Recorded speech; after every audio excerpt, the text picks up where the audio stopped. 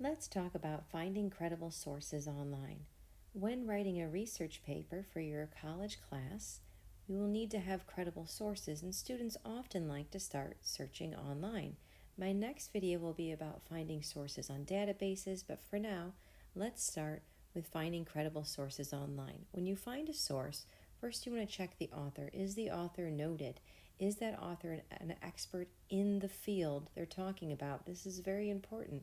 I can put doctor in front of my name, but that only means that I'm credible to talk about things like 20th century American poetry and literature, where commas go, and history and culture. I'm not an expert on things like science or medicine. Check the author and what field are they actually an expert in. Think about the publisher and the organization. Is this a well known and reliable institution? For example, if we were researching something like space travel, we would need to consider what NASA has to say. They are reputable, they're a government agency. Of course, they would have some bias in that they will want funding, so it will depend on whether you're researching their funding or not. Accuracy. Is the information supported by evidence? Don't just stop at there being evidence. There needs to be a citation and a reference. If you see statistics, that's great, but you need to be able to fact check those statistics. Does the author give you the ability to fact check?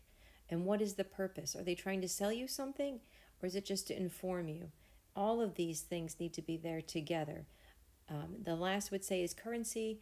When writing about literature, how relevant date-wise, it's much less important than it is in something like science or technology.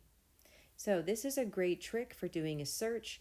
Cite::edu brings you back only results that are posted by a university or a college. Note that there are no spaces between cite::dot and edu. There's no spaces. Same thing with .gov and .org.